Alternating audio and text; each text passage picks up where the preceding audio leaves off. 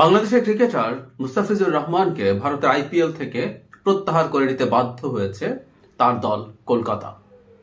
ভারতের যে cricket board আছে তাদের সিদ্ধান্তে বা চাপে এই ঘটনাটা ঘটেছে।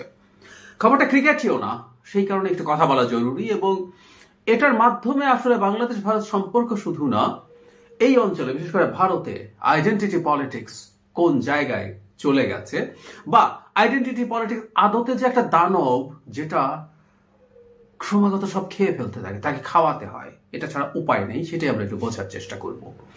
খবরটা আমরা এর মধ্যে অনেকে জেনেছি, সেটা হচ্ছে মুস্তাফিজুর রহমানকে সরিয়ে নেওয়া হয়েছে। তার নিলাম বেশ আলোচিত হয়েছিল। ক্রিকেটের খোঁজ খবর বহুদিন রাখি না, ক্রিকেট খেলা দেখি না, এটা নিয়ে আমার একটা ভিন্ন অবস্থান আছে, বেশ আগে একবার বলেছিলাম, সেখানে আজকে আর না যাই। কিন্তু তিনি 9,20,00,000 রুপিতে নিলামে বিক্রি হয়েছিলেন, এই খবরটা যখন এসে চোখে পড়েছে। দিনের শেষে আমাদের দেশেরই একটা ছেলে এতটা ভালো করছে, ভালোই লাগছিল। কিন্তু তাকে সরাতে হলো মূলত হিন্দুত্ববাদীদের চাপে। কারণ কি? কারণ সাম্প্রতিক সময়ে ভারতের সাথে বাংলাদেশের সমস্যা হচ্ছিল। মূলত আমরা খেয়াল করেছি ভারতে বাংলাদেশের high commission, deputy high commission, এসব জায়গায় প্রতিবাদ হচ্ছিল। মূল কারণ হচ্ছে বাংলাদেশে একজন হিন্দুকে পিটিয়ে এবং পুড়িয়ে হত্যা করা হয়েছে ধর্ম অবমাননার অভিযোগে। এটা নিয়ে প্রচুর কথাবার্তা হয়েছে। এটা অত্যন্ত বিভৎস এবং অন্যায় একটা ঘটনা।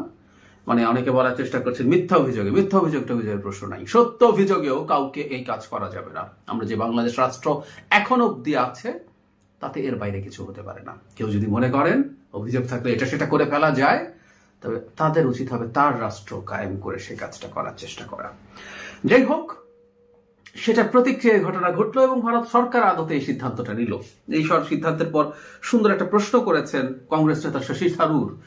আচ্ছা, উনি বলছেন, আচ্ছা যদি এটা সৌম্য সরকার হতো বা লিটন দাস হতেন, তাহলে কি হতো?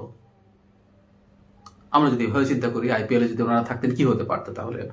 থারুর বলছেন, আপনি কি একটা দেশকে, জাতিকে না একটা ধর্মকে আসলে শাস্তি দিতে চাইছেন? থারুর এভাবে বলছেন, তিনি ডিপ্লোম্যাটিকলি। থারুরের এটা না বোঝার কোনো কারণ নাই। তিনি ভারতের রাজনীতিবিদদের মধ্যে সবচেয়ে ইন্টেলেকচুয়াল মানুষদের একজন। তার এটা না বোঝার কোনো কারণ নাই যে এটাই হিন্দুত্ববাদী পলিটিক্স। তারা এই কার্ডগুলো ব্যবহার করবেন। এর মধ্যে ভারতে বিভিন্ন হিন্দুত্ববাদী সংগঠন উল্লাস প্রকাশ করেছে। দীর্ঘদিন থেকে একটা কথা বলছি, ভারতে পশ্চিমবঙ্গের বিধানসভা নির্বাচন আছে সামনে। মুস্তাফিজ কলকাতার খেলোয়াড়, সুতরাং কলকাতার মাটিতে এটা নিয়ে প্রচুর আলাপ করা যাবে, সরগরম করা যাবে পরিস্থিতি, এবং বাংলাদেশে এটার প্রতিক্রিয়া যেটা হয় সেই প্রতিক্রিয়াকেও তারা ব্যবহার করতে পারবে। এখন আমরা কি প্রতিক্রিয়া দেখাবো, কতটুকু প্রতিক্রিয়া দেখাবো, সেটাও একটা প্রশ্ন আসলে। আমরা দেখেছি এর মধ্যে আইন উপদেষ্টা জনাব আসিফ নজরুল বলেছেন আইপিএল এর খেলা বাংলাদেশে না দেখানোর জন্য আমার মনে হয় আর ব্যাড আইডিয়া। আমাদের এটা আসলে ভারতকে রিটালিয়েট করা দরকার। কারণ ভারতের বোঝা উচিত হবে আসলে যে বাংলাদেশের সাথে অন্যায়ভাবে এই ধরনের কাজ আসলে করে পার পাওয়া যাবে না। তবে যদিও এটা মানে আমি প্রায় বলি অনেক ক্ষতি হলে ভারত এটা করবে, কারণ এটা তার ডোমেস্টিক পলিটিক্সের জন্য খুব জরুরি। সে যদি জিতে আসতে পারে, কারণ ভারত অ্যাপারেন্টলি মনে হবে সুইসাইডাল অনেক কাজ করছে তার রাজনীতির স্বার্থে। একটু শুরুর দিকে যেটা বলেছিলাম সেই জায়গাটা একটু যাই, তারপর শেষ করব। সেটা হচ্ছে আইডেন্টিটি পলিটিক্স আদতে একটা দানব। ও খেতে থাকে, গিলতে থাকে। কি করা যাবে? ভারতের উদাহরণই দেই। বাবরি মসজিদ নিয়ে দীর্ঘদিন এই হিন্দুত্ববাদীরা রাজনীতি করেছে। মিড 90s এটাকে ভেঙে ফেলা হলো। সেই দাবি করতে করতে করতে করতে বহু বছর রাজনীতি করে ভেঙে ফেলা হলো। এরপরই বিজেপির রাজনীতির একটা মারাত্মক বা বিরাট উত্থান হলো। হতে হতে শেষ পর্যন্ত অবিশ্বাস্যভাবে ভারতের ইন্টেলেকচুয়ালরা, যারা সত্যিকার অর্থে একটা রিপাবলিক ভারত, প্রজাতান্ত্রিক ভারত, বা প্রজাতন্ত্র অনেকে বলতে চান একটা রিপাবলিক ভারতের স্বপ্ন দেখেছেন, তারা বলেছেন যে একটা দেশের সর্বোচ্চ আদালত এই জায়গায় রামের জন্মস্থান ছিল, মন্দির ছিল, এসব কথা বলে রায় দিলেন এবং শেষ পর্যন্ত ওখানে রাম মন্দির স্থাপিত হলো। গত নির্বাচনের আগে একেবারে অসম্পূর্ণ রেখে রীতিমতো এটা করা হয়েছে। এটা যাদের ধর্মীয় নিয়মের বাইরে, তারপরে তারা এটা ঘটিয়েছিলেন নির্বাচনের জন্য। কি হবে এখন? রাজনীতি তো লাগবে। আমরা খেয়াল করেছি অনেক হয়তো বেনারসে জ্ঞানবাপী মসজিদ, একই রকম কথা, ওটাও নাকি মন্দিরের উপরে তৈরি হয়েছে, এবার এটা ভাঙতে হবে। এবং অবিশ্বাস্যভাবে তাজমহল নিয়ে প্রশ্ন করা শুরু হয়েছে। এটা নিয়ে আগে হালকা ফিসফাস ছিল, এখন তাজ স্টোরি বা এরকম একটা নামের একটা সিনেমা হয়েছে, যে সিনেমা ওই ধারণার উপরে ভিত্তি করে যে এখানেও একটা মন্দির ছিল, সেটার উপরে তাজমহল তৈরি করা হয়েছে। মানে প্রয়োজনে তাজমহল ভেঙে ফেলা হবে তার রাজনীতির স্বার্থে, অ্যাটলিস্ট এই আলাপ উস্কে দিয়ে দিয়ে চলতে পারবে। আমি বহুদিন একটা কথা বলেছি, রাজনীতি আসলে দুটো জিনিস নিয়ে করা যায়। একটা রাজনৈতিক দল সার্ভিস নিয়ে কথা বলতে পারে, ওয়েলফেয়ার নিয়ে কথা বলতে পারে, সে তার জনগণকে প্রতিশ্রুতি দিতে পারে যে দেখো আমি তোমার জন্য এটা এটা করতে চাই, আমি তোমাকে ভালো শিক্ষা দিতে চাই, ভালো স্বাস্থ্য দিতে চাই, তোমার বিপদে সামাজিক নিরাপত্তা দিতে চাই, আমি কৃষিতে এটা করতে চাই, আমি অন্যান্য সেক্টরে এটা করতে চাই, পরিবহনে এটা, ট্রান্সপোর্টে এটা, বিজ্ঞানে এটা করব, আমি দুর্নীতি কমাবো, আমি সুশাসন দেব। এটা একটা রাজনীতি। আরেকটা রাজনীতি হচ্ছে এই আইডেন্টিটি রাইটিস্টরা যেটা করে। বাংলাদেশে একটা রাইটিস্ট গ্রুপ একত্র হয়েছে, এককাট্টা হয়েছে, ভারতে তাই।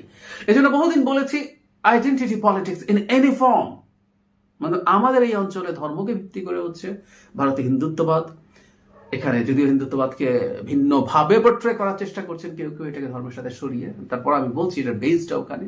আমাদের এখানে ইসলাম, পশ্চিমে রেস নিয়ে ট্রাম্প হোয়াইট সুপ্রিমেসির আইডেন্টিটি পলিটিক্স করেন, ইউরোপে মাথাচাড়া দিচ্ছে হোয়াইট সুপ্রিমেসিকে ভিত্তি করে, যেখানে মাইগ্রেন্ট সহ অন্যদের উপরে ঘৃণা উৎপাদন করা হয়, এবং ঘৃণা উৎপাদন করার জন্য ক্রমাগত নানান ঘটনা ঘটাতে হয়।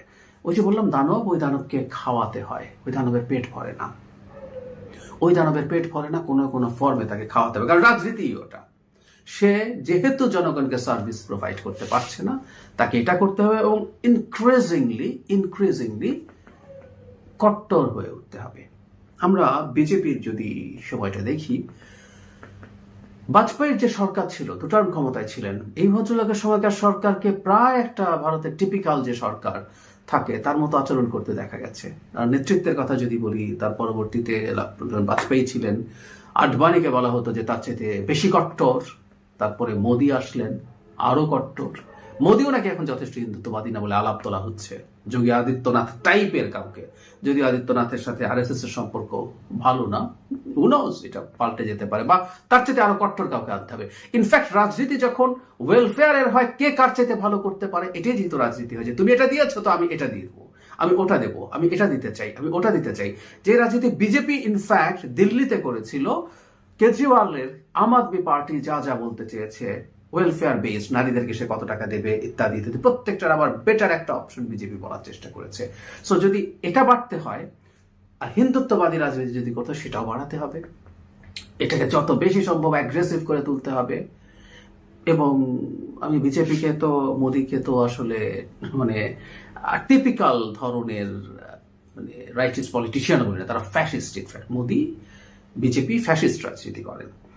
তাদের যে মাদার অর্গানাইজেশন আরএসএস, মুসোলিনির ফ্যাসিজম দ্বারা প্রভাবিত হয়ে, ইন্সপায়ার্ড হয়ে এটা করেছেন, তাদের ঘোষিত কথা আছে। 100 বছর পরে এই প্রতিষ্ঠান এই জায়গা থেকে সরেও আসেনি। ফলে যেটা হয়, ফ্যাসিস্টদের কত টিপিক্যাল জিনিস আছে, ফ্যাসিজমের অনেকগুলো চরিত্র আছে, এর মধ্যে একটা দুটো এই প্রসঙ্গে আছে বলে বলছি। ফ্যাসিস্টরা প্রচুর শত্রু দেখায়, যে তোমার একটা বিরাট গ্লোরি ছিল, প্রচুর শত্রু আছে, শত্রু দেখানোর জন্য এই যে এখন পাকিস্তান, চায়না তো আছেই, এখন বাংলাদেশের শত্রু হিসাবে আছে, এবং তার একটা স্ট্রং ম্যান আছে, তার একটা সেভিয়ার আছে, মোদি। সেটা 56 ইঞ্চি বুকের ছাতিটা তিনি যে দেখাতেন এক সময়, এই জিনিসগুলো তার জন্য জরুরি।